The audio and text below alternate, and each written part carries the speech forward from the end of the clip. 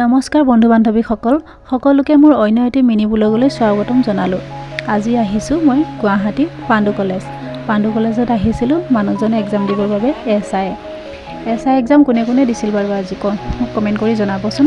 মই পিছে লগতহে আহিছিলোঁ আৰু তেওঁলোকে এই শাৰী পাতি আছিল এক্সাম দিব যাবৰ বাবে। তেওঁলোকে এক্সাম দিব যোৱাৰ পিছত মই ইয়াতে মোৰ ভণ্টি এজনী লগ পালোঁ, গুৱাহাটীতে থাকে তাইৰ লগত মোৰ ভিডিঅ' কৰা নহ'ল, সেইবাবে তোমালোকক দেখুৱাব নোৱাৰিলোঁ। তাৰপিছত 2 ঘণ্টা তাইৰ লগতে কটালোঁ আৰু 2 ঘণ্টাৰ পিছত তেওঁলোকে এক্সাম দি ওলাই আহিল।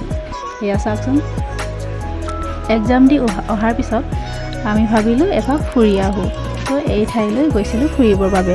চাওকচোন ঠাইডোখৰ কোনে কোনে চিনি পায়। মই পিছে ঠাইডোখৰ একো চিনি নাপাওঁ দেই, এনেই গ'লোঁ, অলপ ফটো উঠিলোঁ, ঘূৰিলোঁ, চালোঁ আৰু গুচি আহিলোঁ। চাওকচোন কিমান যে ধুনীয়া লাগিছে ঠাইডোখৰ। সেয়া ঠাইডোখৰ কোনে কোনে চিনি পাইছে, যদি চিনি পাইছে কমেণ্ট কৰি মোক জনাবচোন। এয়া আজিলৈ ইমানতে ৰাখিছোঁ, নেক্সট ভিডিঅ'ত পুনৰ লগ পাম। Bye bye.